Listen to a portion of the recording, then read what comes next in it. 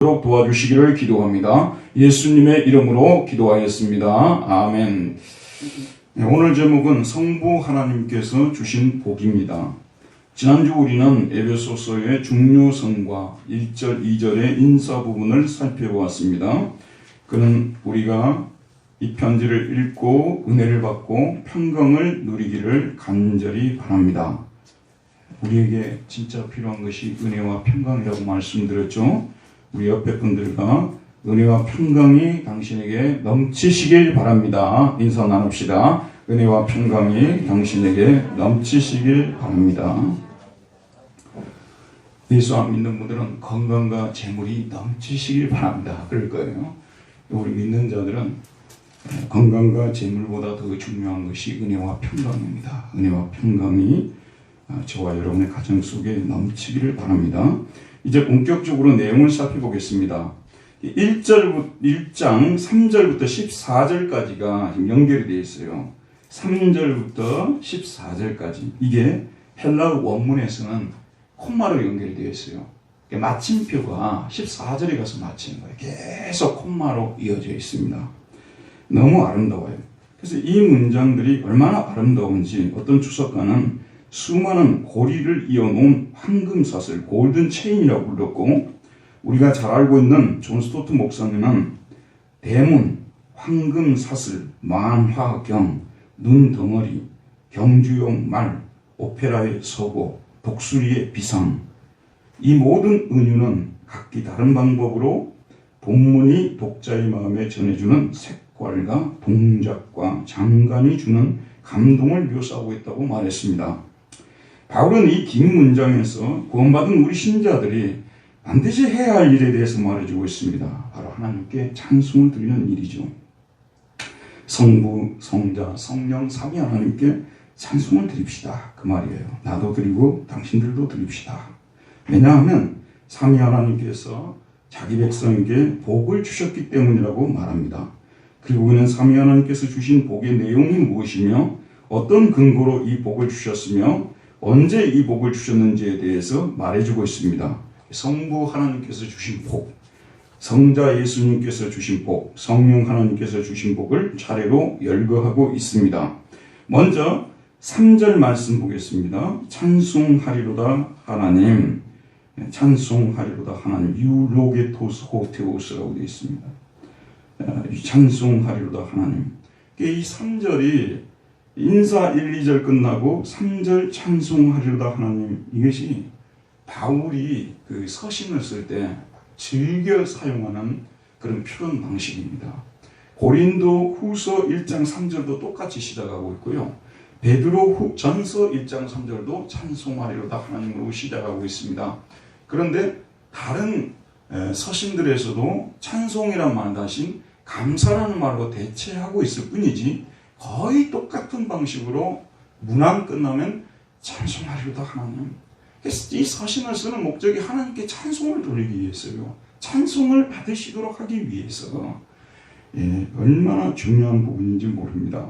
근데 우리가 또 주목해서 봐야 될 부분은 찬송하리로다 이 하나님은 다 무슨 얘기를 한 다음에 결론적으로 이랬으니 우리가 하나님을 찬송합시다. 보통 이렇게 돼야 되잖아요. 그런데 사도 바울은 먼저 찬송하리로다 이 부분을 제일 앞에다 두고 있어요.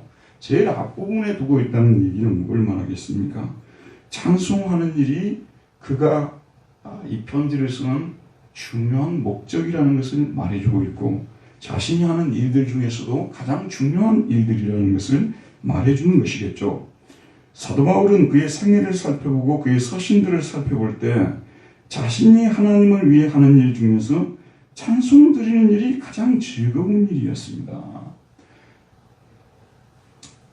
이런 일은 우리에게도 일어나기 때문에 그를 잘 이해할 수 있습니다. 여러분, 우리 신자들도요, 구원을 경험하면 찬송하고 싶은 욕구가 일어나게 되어 있어요.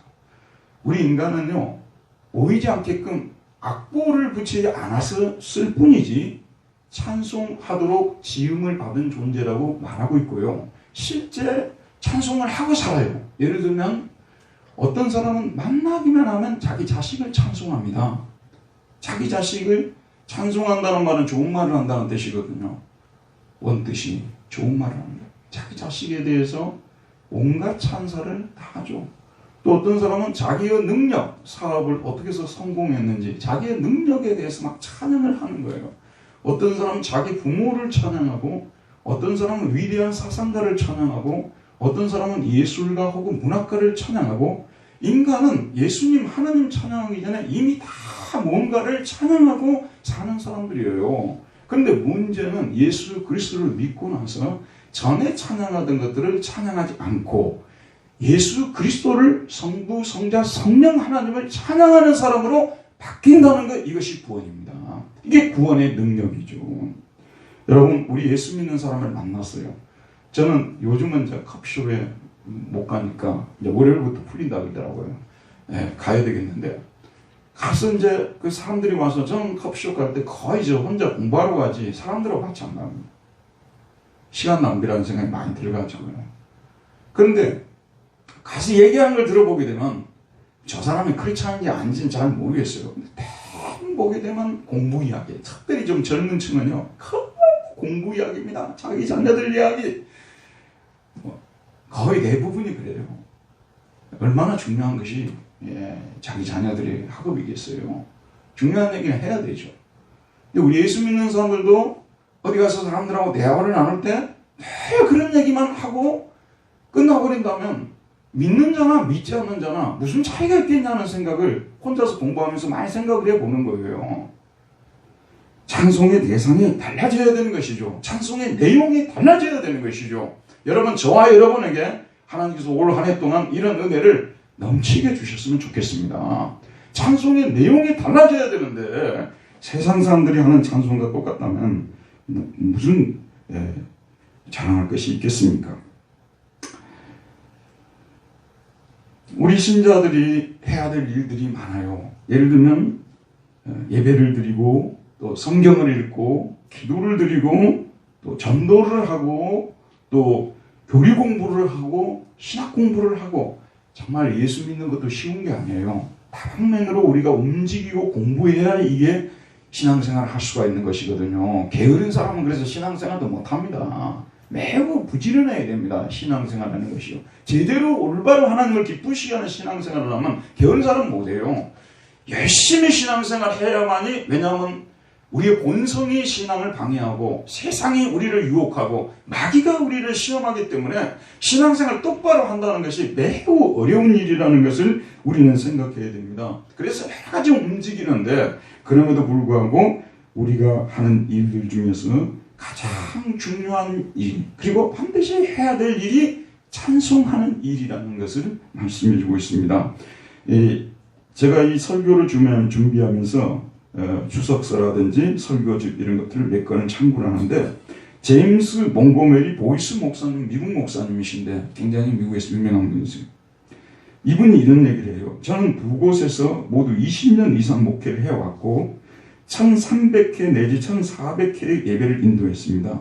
예배에는 다양한 요소들이 있습니다. 설교, 성경 봉독, 찬송, 기도, 교동문, 그 외 다른 것도 모두 중요한 요소입니다.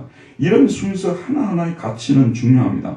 이렇게 오랜 기간 동안 그리스도인들이 드리는 예배를 곰곰이 생각할 때마다 다양한 예배 순서에서 가장 중요한 요소는 회중이 부르는 찬송이라고 깨닫게 되었습니다. 라고 이분이 얘기를 하고 있어요. 여러분, 주보를 한번 들어보시게요. 여러분 앞에 주보가 있으시잖아요. 들어보시면 우리가 예배를 한번 드리는데 찬송을 몇 번 드리는가 한번 보도록 할게요. 32장 처음에 찬송을 하죠. 그 다음에 사도신경 끝나고 218장 찬송 불렀죠. 성경 봉독을 하고서 348장 불렀죠. 설교 끝나면 28장 부릅니다. 헌금 드리면서 317장 1절이죠. 찬양 635장 끝나죠. 찬송이 몇 번이에요? 이 예배 한 번 드리는데 1시간에서 1시간 20분 정도 걸리는 이 예배 한 번 드리는데 찬송이 압도적으로 많습니다. 이 예배 순서는요, 그동안 2000년 교회 역사 속에서 이 성경학자들이 부지런히 연구해서 어떻게 하면 우리가 하나님을 가장 기쁘시게 하는 예배를 드릴까 해서 만들어낸 거예요. 그걸 우리가 전통으로 받은 거 아니에요. 근데 이 속에서 찬양이 압도적이라니까요. 그렇지 않은 사람은 한마디로 감사하고 찬송하는 사람이에요. 당신 크리스찬 맞아요? 맞습니다. 감사하십니까? 찬송하십니까? 틀림없습니다. 이건요. 감사가 없고 찬송이 없는 삶은 크리스찬의 삶이 아니든지 아니면 현재 죽어있는 삶이든지 둘 중에 하나이고 딱 그것만 보면 가는 거예요. 그런데 여러분 잘 들어보세요. 제가 실제 목회하면서 느낀 건데요. 찬송에 자신 없는 분들은요. 정말 찬송하는 걸 두려워합니다. 그리고 찬송하는 데서 자꾸 빠지려고 하고요. 도망가고 그러는데 그분들의 생각 속에는 무슨 생각이 들어있냐면 찬송은 항상 곡조를 붙여서 하는 것만 찬송이라고 생각하는 거예요. 찬송은 곡조만 붙여서 하는 것이 아니에요. 찬송의 원뜻은 좋은 말을 한다는 말 아니에요. 좋은 말을. 좋은 말을 하나님께 해드리는 게 찬송이라니까요. 이해하시겠죠? 이게 곡조로 찬양을 잘 못해도 하나님에 대해서 저를 구원해 주신 것 너무너무 감사합니다. 저 같은 경우는 가끔씩 이런 찬송을 속으로 해요. 겉으로는 안 하지만. 전라남도 제일 남단에 있어요. 이게 우리 마을에서 남해를 보면요. 남해가 딱 보여. 여기 섬이거든요. 완벽한 섬이에요. 지금은 광양 제철에 들어왔는데 그건 섬이었어요. 섬들이 있는데 어떤 전도사님이 이분은 소명이 뭐냐 그러면 낙도에 들어가서 교회가 세워지지 않은 낙도에 들어가서 교회를 세우는 게 소명이에요. 그 젊은 전도사가 혼자서 와서 백도를 다 혼자서 부어가지고 예배당을 지었는데 진짜 버스같이 다 이렇게 예배당을 지었어요. 이게 가장 쉬운 방법이죠. 직사각형으로 다 이렇게 지었어요. 우리가 들어가면 남자 이쪽, 여자 이쪽, 여기 오르게나 나오고. 세상에 이런 교회가 동네에 들어오게 된 거예요. 우리 마을에 무슨 문화가 있었습니까? 70년대 중반까지 전기도 안 들어온 마을의 섬이었는데 그래서 할 게 뭐 있어요? 학교 가고 교회 가고. 그래서 제가 구원을 받았는데 하나님 그 전도사를 보내주셔서 저를 구원해 주신 거 감사합니다. 이게 찬송이라니까요. 찬송을 자꾸 곡조를 붙여서 한다니까 이걸 못하고 있는 거예요. 참 노래 잘하는 사람은 자꾸 하려고 해요. 원래 본성이요. 근데 노래에 자신이 없는 분들은 창피하기도 해요. 그래서 자꾸 안 하려고 해요. 이런 분들이 착각하고 있는 것이 뭐냐면 좋은 말을 하나님께 해드리는 것이 찬송을 하는 것이라는 것을 잊고 있기 때문에 그런 것입니다. 이런 의미에서 우리 신앙생활은 찬송생활이라고도 볼 수가 있는 것입니다. 자, 그러면 찬송하리로다는 말을 좀 더 자세히 살펴봅시다. 유로게토스 호테우스입니다. 유로게토스는 유로기조마이의 이게 수동 분사예요. 그래서 그 하나님께서 호테우스는 정관사니까 더가 되죠. 그 하나님께서 찬송을 받으셔야만 합니다. 그 하나님이 찬송을 받으시기를 원합니다. 이것 뜻이에요. 그러니까 왜 그 하나님이 찬송을 받으셔야 하면 나에게 찬송을 받으시게 합당하신 분이시고 너무 많은 복을 나에게 내려주셨기 때문에 그 하나님은 찬송을 받지 않으시면 안 된다는 그런 뜻이겠죠. 그리고 이 찬송하려다는 뜻은요. 들어보십시오. 하나님을 위대하게 만들다. make great입니다. 그러니까 하나님을 크게 만들다, 위대하게 만들다, 영광스럽게 만들다 그런 뜻이에요. 여러분 저 사람에게 찬사를 보낸다는 말은요. 영호가 오늘 제가 영호에게 찬사를 보냈어요. 사실 내가 영호를 찬송했어요. 좋은 말을 했다는 것이니까 찬송은요. 원뜻이 좋은 말을 했으니까.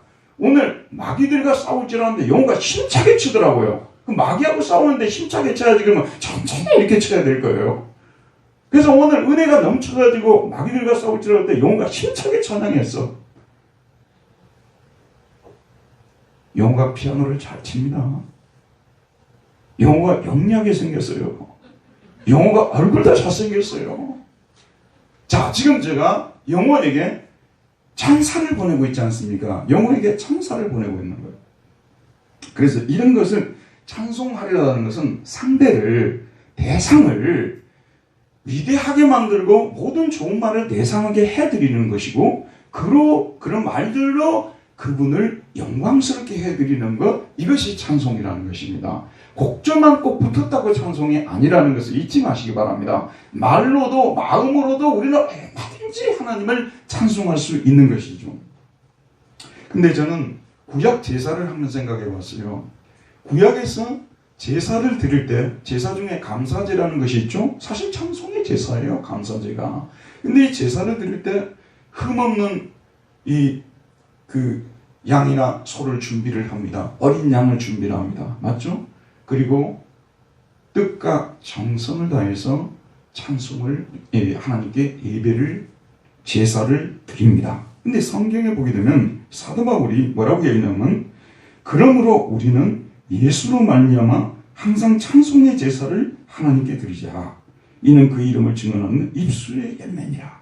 예수로 말미암아 찬송의 제사를 항상 하나님께 드리자. 그러니까 이 말은 찬송을 드릴 때 제사 드리는 마음으로 제사라고 생각하고 드려야 된다는 그런 말씀이에요. 그러니까 대충 형식적으로 예를 들면 제가 영호에게 영호는 진짜 잘생겼는데 진심이 하나도 동반이 안 됐어요. 그럼 영호가 어떻게 생각할까요? 저를 상당히 미워할 거예요. 진심을 담아서 하는지 진심을 담지 않고 하는지는 대상이 알게 되어 있는 거예요. 여러분 잘 들으세요. 전에 찬송 안 하는 것보다 형식적으로 대충 찬송하는 것이 훨씬 잘못된 겁니다.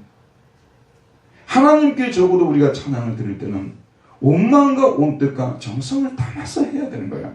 아까 말씀드렸던 대로 악보를 붙여서 찬양하지 않는다 하더라도 말 한마디도 하나님, 사실 여러분 세월이 지나놓고 보게 되면요, 예수를 믿고 구원을 받는다는 것이 기적이 아니고 뭐라고 설명하셨겠습니까? 대한민국 보세요. 스포트라이트인가 추적 60분 한 주, 2주 걸려서 이 교회에 대한 비판적인 얘기들이 나오고 있습니다. 더구나 또 코로나 상황에서 본을 보이지 못하고 인터콕 같은 단체도 나오고 진짜 신천지는 아니지만 비슷한 곳이 교회다 이렇게 될 정도까지 되어 있지 않습니까? 이런 상황 속에서 우리는 그래도 예수 그리스도가 우리의 구주라고 믿고 이렇게 신앙을 지켜간다는 것도 기적입니다, 여러분. 이게 기적이 아니고 무엇이 기적이겠습니까? 우리는 우리를 구원해 주신 하나님께 참으로 감사를 드리고 찬양을 드려야 되는 거예요. 형식적으로 찬양하는 거요, 이건 개혁을 해야 됩니다. 개혁된 교회는 항상 개혁되어야 된다는 그런 말이 있잖아요. 그러듯이 우리가 찬송 생활도 다 개혁을 해야 돼요. 저는 가끔씩 기타가 있으니까 70, 80 유행가도 가끔씩 한번 쳐요. 이루어질 수 없는 사랑 이런 것도 한번 치고 그러는데 그거는 괜히 우울하니까 한번 치는 거예요. 거기에 대해서 뭔가 뜻을 다해서 칠 필요는 없는 거예요. 이해하시겠죠? 그러나 우리가 하나님께 찬양을 할 때는 그렇게 찬양을 하면 안 된다는 거죠. 정성과 뜻과 힘을 다해서 기쁜 마음으로 하나님을 찬양 드려야 된다는 말씀입니다. 그럴 때 하나님께서 그 찬양을 받으시겠죠. 자, 왜 찬송을 드려야 되는지 한번 생각해 볼까요? 우리가 왜 하나님께 찬송을 드려야 합니까? 그 찬송을 드려야 하는 이유가 곧 우리 주 예수 그리스도의 아버지께서 그리스도 안에서 하늘에 속한 모든 신령한 복을 우리에게 주시되, 여러분, 우리 하나님께서 우리에게 복을 주셨기 때문에 우리가 찬양을 드리는 것입니다. 세상에서 누구를 찬양할 때요, 아무것도 나에게 준 것도 없고 나를 도와준 것도 없고 나와 아무 관계도 없는 사람을 찬양하는 일이 별로 없어요. 공자와 맹자를 찬양한다 하더라도 그 사람의 글을 읽어보니까 나에게 많은 도움을 주고 또 인생을 살아가는 데 있어서 길잡이가 되어주고 그런 부분이 있기 때문에 공자, 맹자를 찬양하는 거 아니겠습니까? 아무것도 준 것이 없는데 찬양을 드린다. 왜 우리가 하나님을 찬양을 드려야 되냐면요, 하나님께서는 우리가 생각하는 것보다도 훨씬 더 많이 우리에게 복을 내려주셨습니다. 복이라는 말은 사실 우리 한국인들이 가장 좋아하면서도 굉장히 부정적인 의미로 많이 사용이 되는데요. 축복. 축복이라는 것은 빌축이니까 복을 빈다는 것이에요. 그냥 복은 복이고 축복이라는 것은 복을 빈다는 뜻이죠. 그래서 우리가 하나님께 기도할 때 하나님 우리를 축복하소서 이렇게 기도하면 틀린 기도입니다. 다른 사람을 위해서 기도할 때는 우리가 축복 기도라는 말을 쓸 수가 있겠지만 빌축이니까요. 빌어준다니까. 잘 들어보십시오. 그러면 이 복이라는 말, 예를 들면 하나님이 복 주시는 하나님이시라고 그렇게 하면요, 상당히 거부 반응을 갖습니다. 그러나 여러분 잘 들어보세요. 혹시 여러분들이 기회가 되시면 코란을 좀 읽어보시고 아니면 불경을 읽어보십시오. 어떤 경전에서 처음 시작하면서 복이라는 말을 그렇게 자주 사용하고 있는가? 제가 이번 주에 성경 읽기표에서 창세기를 읽었잖아요. 여러분 세 보셨어요? 복이라는 말이 얼마나 많이 나오는 줄 아십니까? 다 알고 있는 내용이지만 잠깐 한번 증명을 해드릴게요. 창세기 1장에 보게 되면 이건 기독교적인 용어라 그 말이에요. 근데 기독교적인 용어인데 그 용어와 내용이 타락해버렸어요. 근데 이건 원래 기독교적인 거예요. 복이라는 것은요. 창세기 1장 20절에서 22절 말씀 보게 되면 공중에 새를 지으시고 물고기들 또는 식물들 이런 걸 지어나고 하나님이 뭐라고 말씀하시냐고 바렉오탐이라고 하네. 이 바라크라는 거, 바락한다는 말 쓰잖아요. 바락이라는 이 단어가 원래는 축복하다는 뜻이에요. 아, 저 친구 바락이라구나. 그 축복하다는 뜻이에요. 히브리어라는요. 그래서 이게 이제 변화, 공사가 변화형을 갖거든요. 1인칭이냐, 2인칭이냐, 3인칭이냐에 따라서 또 현재냐, 과거냐에 따라서 변화형을 겪어요. 그래서 여기서 바레크가 됐어요. 바레코탐이라는 것은 그가 그들을 축복하셨다 그런 뜻이에요. 그가 그들을 복주셨다 그런 뜻이에요. 그 다음에 인간을 창조합니다. 창세기 1장 26절에서 28절까지는 인간 창조가 나오잖아요. 인간을 창조한 다음에 하나님께서 뭐라고 말씀하자면 워 바레크 오탐 엘로힘 하나님께서 그들을 복주셨다 이렇게 말하고 있어요. 하나님께서 그들을 복주셨다라고 말하고 있어요. 창세기 2장 2절에 가게 되면요. 일곱째 날을 복주셨다고 말하고 있습니다. 워 바레크 엘로힘 에트 이용 하세비라고 합니다. 여호와 하나님께서 일곱째 날을 세븐 이게 세븐 아시죠 여러분? 세븐이 일곱이잖아요. 근데 히브리 하세비 이것이 7이에요. 7. 여기서 나오는 여자는 잘 모르겠습니다만 어쨌든 일곱째 날을 복주셨다 하고 되어 있습니다. 자, 이렇게 해서 복준다는 말이 창세기 1장과 2장에 나오고 있죠. 하나님 복주시는 하나님으로 나타났어요. 그리고 아시는 대로 노아 홍수가 일어나게 되고 바벨탑이 무너지고 홍수가 일어나고 시멘에 사람이 없을 때 하나님께서 다시 언약 백성을 세우시고 새로운 하나님의 나라를 건설하는데 그 첫 번째 부른 사람이 누굽니까? 아브라함이죠. 창세기 12장에 나오죠. 근데 아브라함에게 하나님께서 찾아가셔서 너로 큰 민족을 이루고 너에게 복을 주겠다는 거예요. 생각해 보세요, 여러분. 지금 이 중요한 자리입니다. 언약을 체결하는 시간이고 장차 하나님의 나라를 언약의 나라를 예수 그리스도의 나라를 세우겠다고 말씀하시는데 첫 문장이 뭐냐면 내가 너로 큰 민족을 이루고 너에게 바레카 복을 주겠다라고 말하고 있어요. 그리고 너는 복의 근원이 될 것이고 너로 말미암아 많은 사람들이 복을 받을 것이다 라고 창세기 12장에 새로운 구속의 역사가 시작이 되는 이 시점에도 복이라는 말이 압도적으로 많이 등장하고 있다는 것을 우리는 볼 수가 있습니다. 그리고 이삭에게 복을 주시고 요셉에게 복을 주시고 이번 주 창세기의 뒷부분을 읽었는데요. 여기서 복을 주셨다는 표현이 여러 번 나와서 제가 거기다가 다 선을 그어놨어요. 지금 찾지는 않겠습니다. 창세기 48장 3절, 9절, 15절, 16절, 20절 마지막 부분에서도 복 주셨다는 말씀이 축복하셨다는 말이 계속해서 나오고 있습니다. 그래서 결론적으로 이 구약에서는 복 주셨다는 말씀이 많이 나오고 있고 하나님은 자신을 복 주시는 하나님으로 계시하고 있다는 것을 볼 수가 있습니다. 이거는 이방 종교에서 들어온 것이 아니고요. 기독교에서 복이라는 말이 나온 거예요. 공은 끝까지 봐야 된다고 조금 더 들어보시기 바랍니다.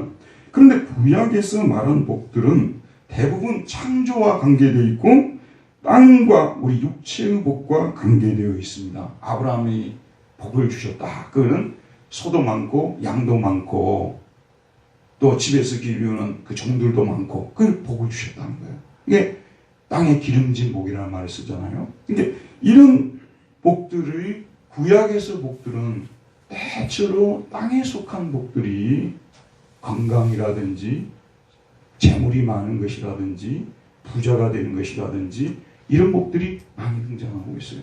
근데 우리가 굉장히 조심해야 될 거예요. 교회에서 설교를 듣는 것은 그냥 듣고 흘리지 마시고 진리를 배워야 돼요. 이건 진리를 선포하는 시간이거든요. 그러니까 들어보세요.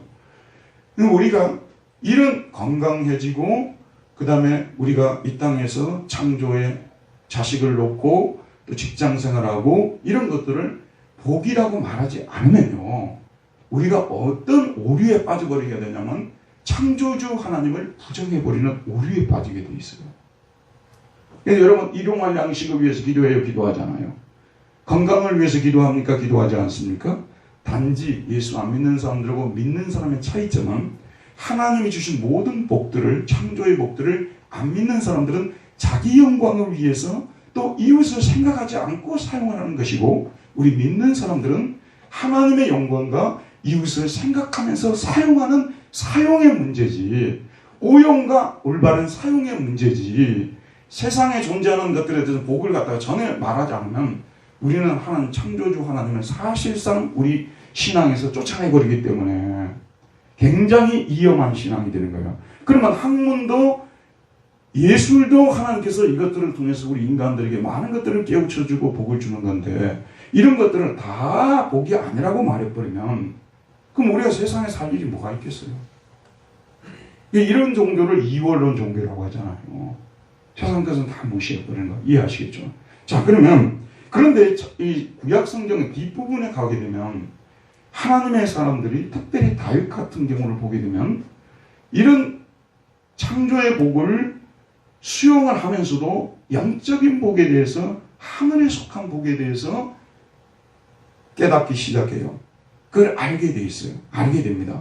여러분이 너무나 잘 아는 시편 1편, 복이 있는 사람은 복으로부터 시작해요. 악인의 길을 쫓지 않냐고, 죄인의 길에 서지 않냐며, 오만한 자의 자리에 앉지 않냐고, 여호와 율법을 즐거워하여 그 율법을 주야로 묵상하는 자로다라고 말하고 있죠. 근데 여기서 복은 영적인 복하고 많이 관계가 되어 있어요. 32편 1절에 보면 허물의 사함을 받고 죄의 가림을 받은 자가 행복하도다라고 말하고 있습니다. 이 말은 지금 현재 자기가 양이 많고 소가 많고 왕이기 때문에 행복하다고 말한 것이 아니라 하나님께서 자기의 죄를 용서해 주셔서 자기가 행복하다는 거예요. 죄 용서를 복이라고 말하고 있습니다. 이것이 구약성경 뒷부분에 가면서 쭉 나타나다가 신약에 들어오면서 복의 내용이 크게 달라지기 시작합니다. 예수님도 이 땅에 계실 때 창조의 복을 싸그리 무시해버리지는 않으셨습니다. 여러분이 아시다시피 공중나는 새를 보라, 들의 백합화를 보라, 하나님께서 먹이시고 기르시지 아니하시느냐. 창조의 세계를 예수님께서는 부정한 적이 없어요. 악하다고 말한 적이 없습니다. 그럼에도 불구하고 예수님이 말씀하신 복은 굉장히 영적인 하늘에 속한 복으로 강조가 되고 있어요. 대표적으로 팔복 아니겠습니까? 심령이 가난한 자는 복이 있나니, 마카리오의 복이 있나니 8가지 복을 언급하는 것을 우리는 볼 수가 있습니다. 그 다음에 사도들이나 바울이 언급한 복들이 되게 영적인 복들입니다. 오늘 성경 에베소서 1장 1절에서 14절에도 선택, 예정, 자녀됨, 제사함, 기업, 영생, 복을 주셨다는 이 복의 내용을 들여다보게 되면 거의 다 영적인 복들이고 하늘에 속한 신령한 복이라는 것을 우리가 볼 수가 있는 것입니다. 자, 어쨌든 하나님께서는 창조를 통해서 복을 주시고 구속을 통해서 우리에게 복을 주셨습니다. 그래서 신앙이 좀 약한 분들은 창조와 땅에 속한 복을 받을 때 굉장히 기뻐하고 즐거워하는 경향이 있고요. 신앙이 좀 성장하신 분들은 내가 죽을 수밖에 없던 죄인이었는데 예수님 때문에 구원받고 정말 이 성경의 가치를 알고 하나님을 믿고 살게 된 것에 대해서 감사와 찬송을 돌리는 이런 사람들로 바뀌어지는 것이죠. 자, 하나님은 우리에게 복을 주시는 분이십니다. 그래서 우리는 이 복을 주셨기 때문에 하나님을 찬양을 드리는 거지 아무것도 주시지 않은 분을 찬양하는 것이 아닙니다. 하나님은 우리에게 넘치게 복을 주셨어요. 예전에도 주셨고 지금도 주시고 미래에도 주실 것이에요. 이 중에 하나라도 우리가 얘기하지 않으면요 큰일 납니다. 오늘날 교인들이요 너무 이 세상 얘기는 우리가 어느 정도 드려야지 너무 많이 들으면요 신앙도 다 잃어버립니다. 세상 사람 똑같이 돼버립니다. 수많은 사람들이 미래를 자기 힘으로 다 해결하려고 합니다. 근데 성경은 뭐라고 말씀하시냐면요 공중나는 새를 보라. 들의 백합화를 보라. 내가 이것들을 먹이고 입히지 않겠느냐. 하물며 너희일까 보냐. 믿음이 적은 자들아, 우리의 미래를 하나님께서 준비하신다고 약속하고 있지 않습니까, 여러분? 우리가 미래는 우리 스스로 준비해야 될 미래인 것처럼 하는 것도 불신이고 하나님께 영광을 돌리지 못하는 행위라는 것을 아셔야 되는 것입니다. 자, 어쨌든 이렇게 복을 주셨기 때문에 우리는 찬양을 드리는 것이죠. 그러면 성부 하나님께서 어떤 자격으로 우리에게 복을 주셨는지 3절 말씀 보겠습니다. 찬송하리로다 하나님 곧 우리 주 예수 그리스도의 아버지. 여기 보면 우리 주 예수 그리스도의 아버지. 여러분, 이 말씀을 묵상하면서, 저도 이 말씀 묵상하면서 이번에 처음 알았는데요. 생각해 보세요. 누가 복을 주느냐는 것도 굉장히 중요합니다. 예를 들면 사탄이 우리에게 나타나서 내가 너에게 복을 주마.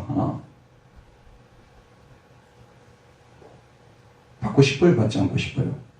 사탄이 우리에게 복을 준다고 우리는 받을 수가 없어요. 그런데 우리 하나님은 신뢰할 만한 분이에요.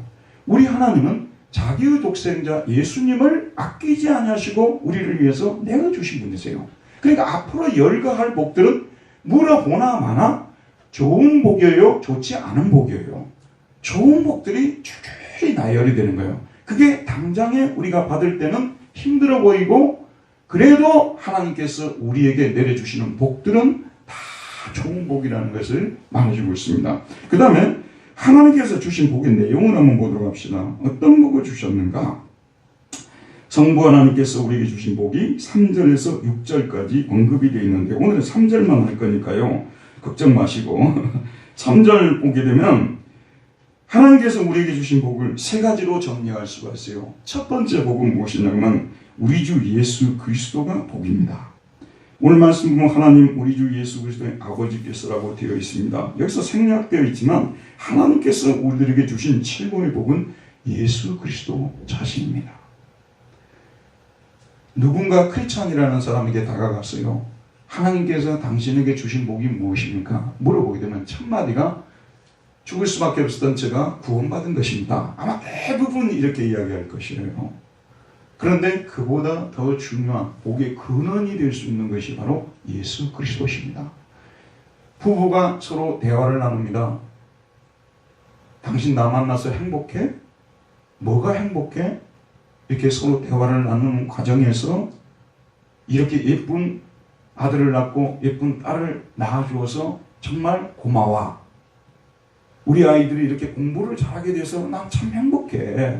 당신 머리 닮아서 그래. 꼭 그 얘기 붙여주세요. 그래야 상대방이 좋아해요. 당신 머리 닮아서 그래. 못한 것은 내 머리 닮았다고 얘기하면 가정에 분쟁이 일어날 이유가 없어요.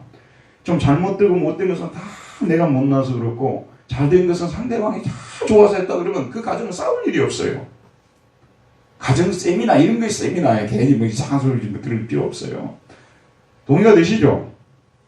그런데 진짜 중요한 것이 뭐냐면 바로 당신이 바로 앞에 있는 당신이 나에게는 최고의 복입니다. 이 얘기를 해줘야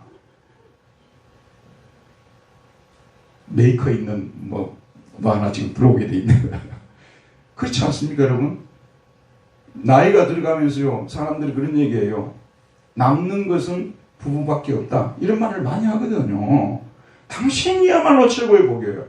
여러분, 우리가 기독교에서 복을 논하면서요, 예수 그리스도를 빼버리고 예수 그리스도를 통해서 우리에게 온 복만 얘기를 하고 있다면 우리는 복의 핵심을 놓치고 있는 거예요. 저는 예수 그리스도가 나의 복의 모든 것입니다. everything입니다. Jesus, everything for me. 이렇게 얘기를 할 때 우리는 진짜 정답을 얘기를 하고 있는 것입니다. 저와 여러분은 예수 그리스도가 모든 것인 줄 믿습니다. 자, 그 다음에 두 번째는 무엇이냐면 하늘에 속한 신령한 복이라는 말을 쓰고 있습니다. 하늘에 속한 모든 신령한 복이라고 말하고 있어요. 이 복은 어디에 속했습니까? 땅에 속한 복이 아니고 어디에 속해 있다는 거죠? 하늘에 속해 있는 복이라고 말하고 있습니다. 그 다음에 신령한 복이라고 말하고 있는데요. 이 신령한이라는 말은 성령을 통해서 우리에게 주시는 복이라는, 성경에서 신령이라는 말을 이 사도 바울이 자주 사용을 해요. 그런데 항상 성령을 통해서 우리에게 주시는 복을 말할 때 이 신령한 복이라는 말을 씁니다. 그 다음에 이 복은 우리 영혼의 유익을 주는 복이에요. 그래서 이 신령한 복은 우리 육체는 별로 좋아하지 않을 수 있어요. 예를 들어서 우리가 선택되고 예정되고 제사함받고 영생을 얻고 육체는 별로 안 돼요. 육체는 하나님께서 돈을 많이 주면 좋아해요. 제가 이번에 창세기를 읽으면서 재밌는 부분을 봤는데, 이제 그 애굽으로 그 요셉이 형제들을 보고 아버지 모시고 애굽으로 오라고 그러잖아요. 그러니까 이제 그들이 모시고 왔어요. 왔는데 요셉이 죽은 걸 생각하고 또 가서 베냐민 죽으면 어떨게 하고 막 그 근심이 태산 같아요. 그런데 이 야곱이 요셉이 보낸 수레를 보고 힘을 얻었더라 그랬어요.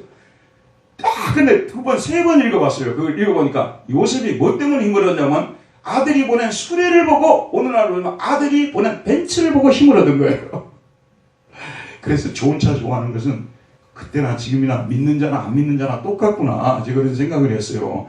여러분도요, 차 타는 사람들은 이구동성으로 이야기해요. 좀 더 좋은 차 타고 싶어 해요.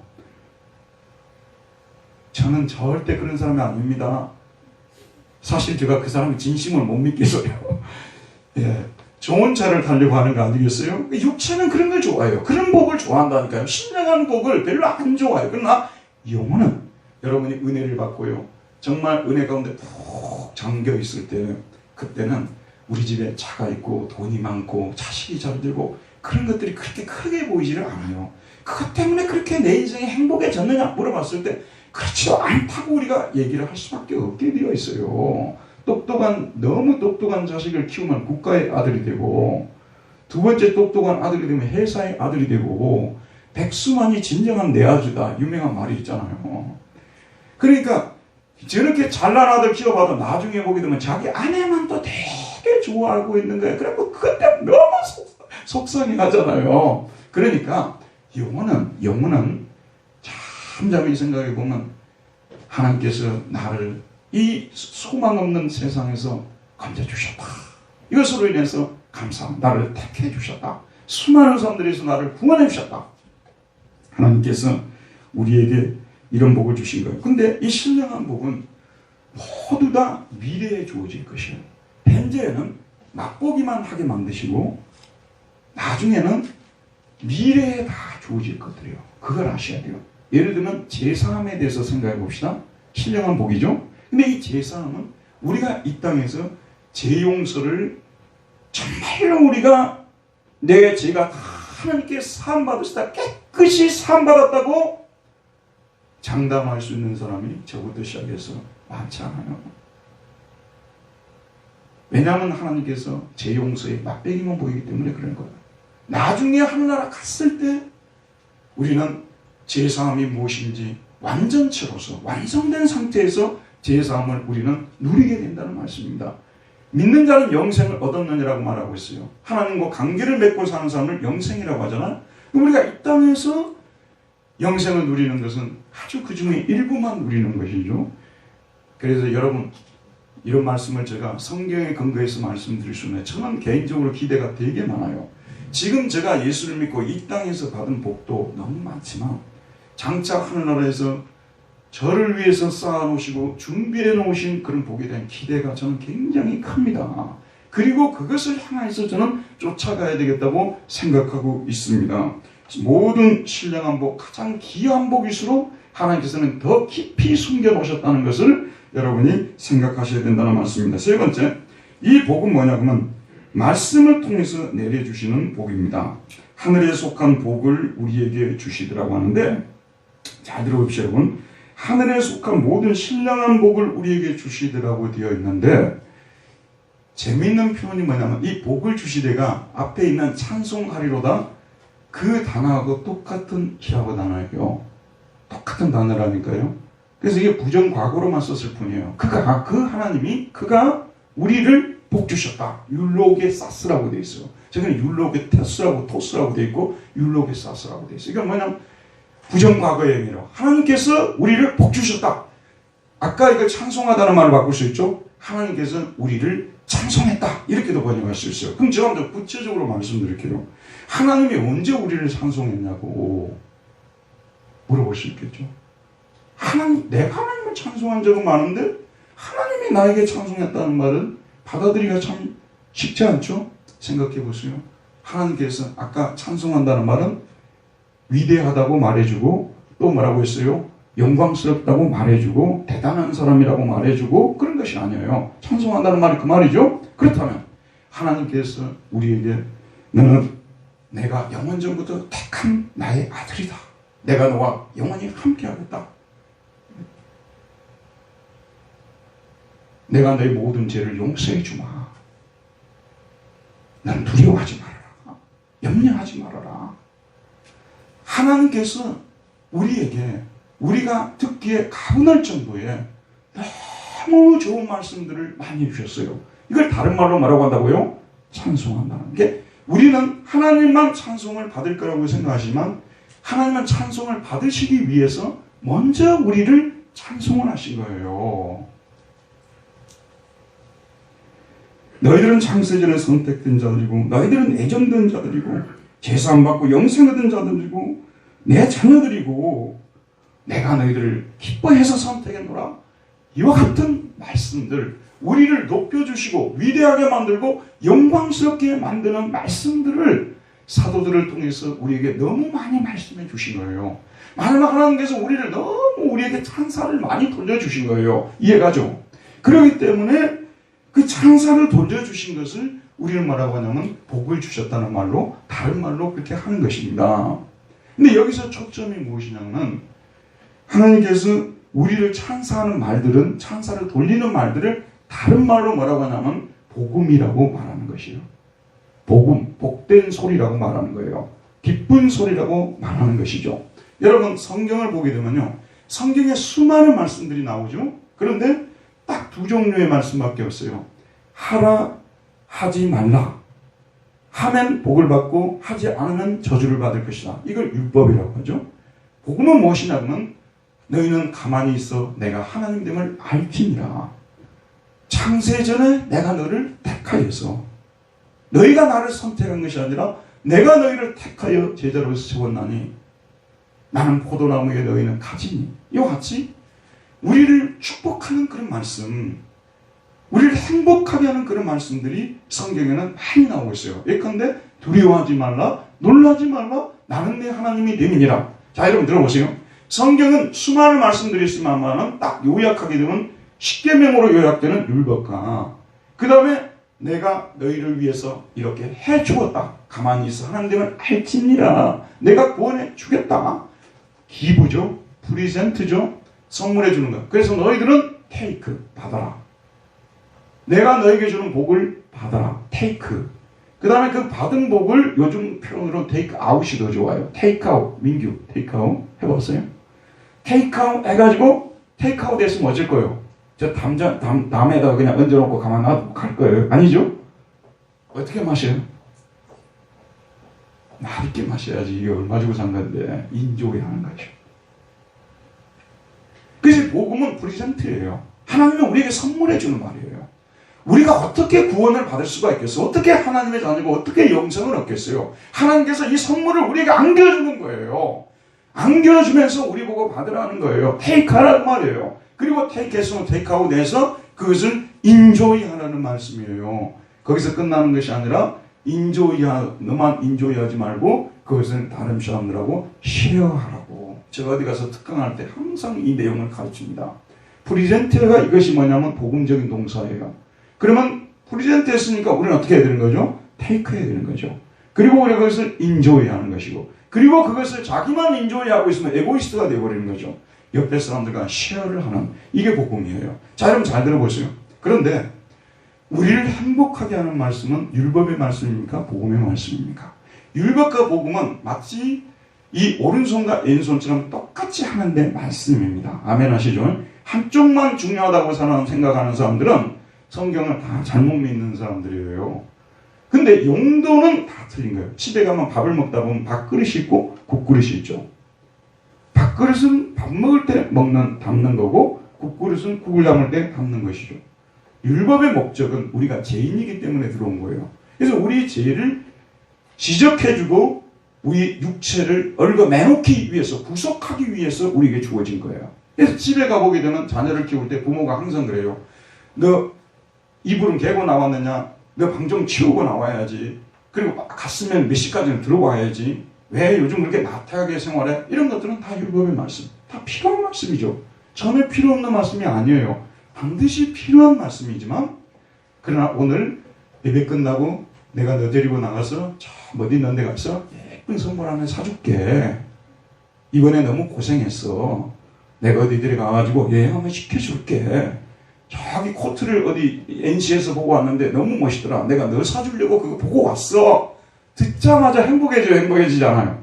행복해지는 거예요. 잘 들으세요. 율법의 말씀은 필요한 말씀이지만 우리를 행복하게 하지 못해요. 그러나 복음의 말씀은 우리를 진정으로 행복하게 하십니다.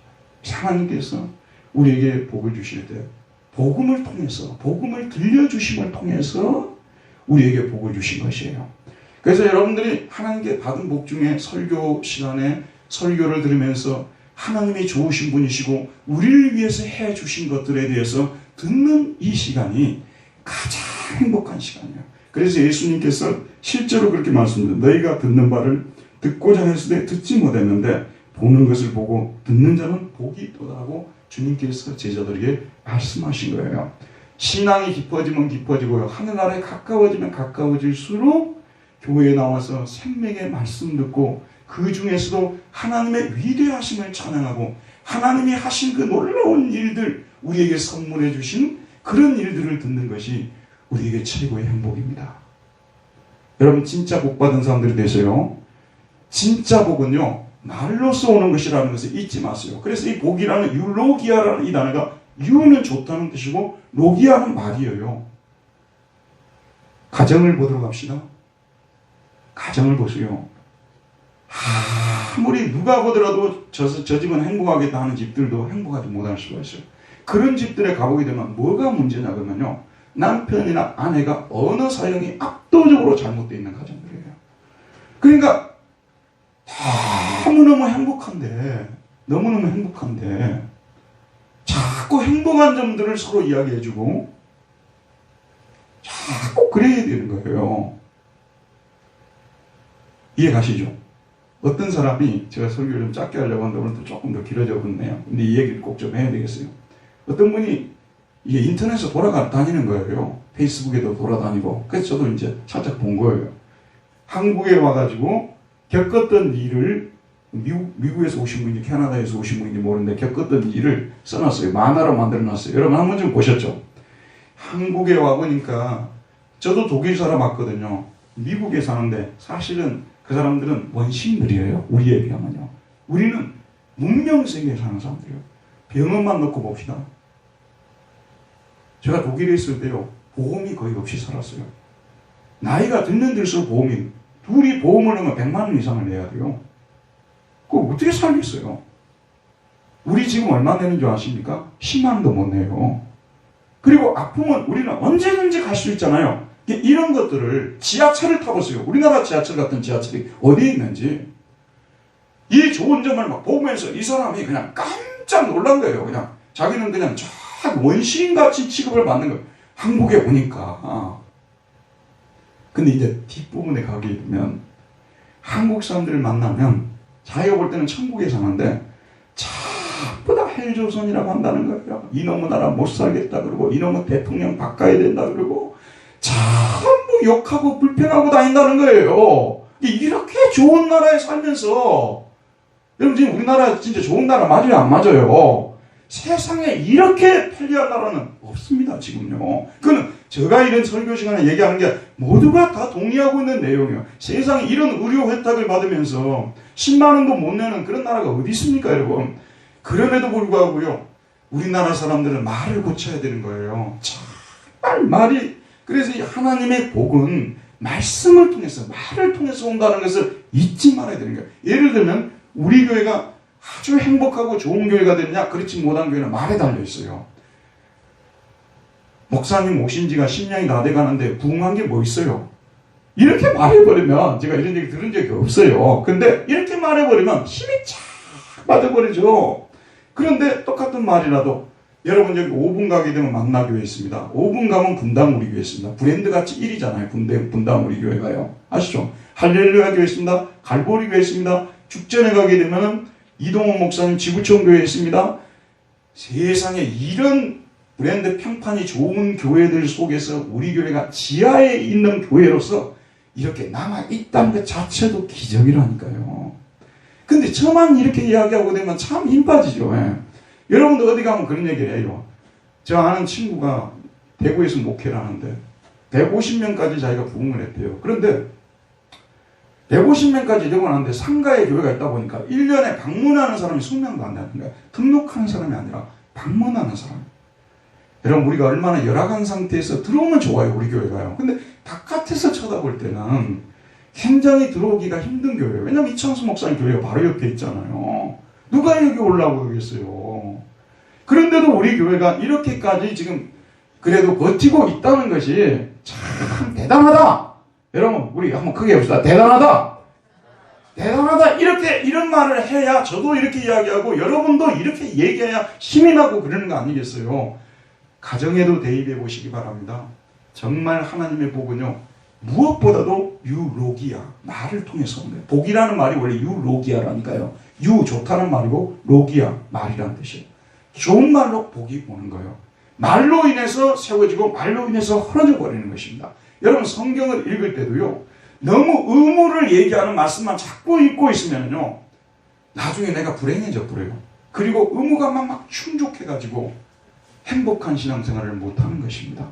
그래서 여러분들이 성경을 읽을 때 의무에 관한 말씀, 율법에 관한 말씀도 읽어야 되지만 우리를 복되다고 칭찬해주고 우리를 격려해주고 두려워 말라. 내가 너 지렁이 같은 너 야고보가 그랬어요. 야고보를 생각해 보게 되면 얼마나 형편없는 존재인지 몰라요. 근데 이사야서에 보게 되면 하나님께서 너 지렁이 같은 야고보가 두려워하지 말라. 내가 너와 함께하겠다. 이게 복음입니다. 여러분. 교회에 왜 나옵니까 여러분? 의무 배우고 율법 배우기 위해서 교회 나옵니까? 그거 배우려면 교회 나올 필요도 없어요. 여러분. 집에서 읽어보면 다 되는 걸 뭘 교회에 나와서 그것까지 또 들어요. 복음을 우리가 듣기 위해서 교회에 나오는 것입니다. 오늘 목사님을 통해서 선포되는 하나님 우리에게 얼마나 더 좋은 복을 주셨을까? 얼마나 좋은 말씀을 들려주실까? 그래서 이 좋은 말씀을 듣고 나면 기분이 좋아지는 거예요. 힘이 생기는 거예요. 그럼 또 한 주일을 힘있게 사는 거죠. 이렇게 복음 안에서 은혜가 충만한 사람이 여러분 세상에 나가서 율법을 거슬려 살 수가 있겠습니까? 사람을 진정으로 행동하는 사람으로 만들려면요 그 일로 인해서 좋아 죽을 수 있을 정도로 기쁨이 넘치는 사람으로 만들어놔야 되는 거예요.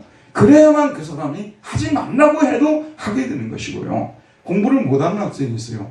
매번 부모가 가지고 공부 못한 얘기만 계속하고 있으면요 잘한 애들하고 비교만 하고 있으면요 그 아이가 공부를 잘할 수가 있겠습니까? 그럼에도 불구하고 하나님께서 세상에 보내신 이유가 있고 목적이 있다는 것을 얘기를 해주고 너는 성경적으로 꼭 살으라고 아빠는 그렇게 살지 못했지만 나는 그렇게 살면 자꾸 이렇게 좋은 얘기를 해주는 거예요. 그렇게 될 때 아빠는 이렇게 살았는데 너는 왜 그렇게 하지 말고 아빠는 이렇게 살아서 이렇게 이 모양이 꼴이 되었지만 너는 정말 하나님을 신뢰하고 나가서 나보다 훨씬 더 나은 사람이 되기를 바란다. 같은 얘기지만 여러분 제가 이 얘기를요 신학생들이라든지 목사님들 특강에 가서 제가 자주 이야기해요. 하나님의 나라는 말의 나라예요. 말로써 서고 말로써 무너지는 나라예요. 여기에 대해서 여러분들 깊은 깨달음이 있었으면 좋겠어요. 그 실생활 속에서도 여러분들이 응용하시고요. 그리고 이 모든 복을 하나님께서 그리스도 예수님 때문에 주셨다고 말씀하고 있습니다. 오늘은 여기까지 하고 다음 주에 이어서 계속하겠습니다. 은혜로우신 우리 아버지 하나님 오늘도 부족한 저희들에게 은혜를 베푸셔서 또 이 말씀을 통해서 우리를 다시 한번 돌아보게 해주시고 또 우리 하나님께서 우리에게 주신 복이 얼마나 큰지를 깨달을 수 있는 저희들이 되게 해주시고 우리가 깨달을진데 우리 입으로 우리 온 마음과 정성을 다해서 하나님께 찬양을 드릴 수 있는 우리 모두가 되게 하여 주옵소서. 예수님의 이름으로 기도하였습니다. 아멘. 다 같이 찬송가 28장을 다 같이 부르시겠습니다.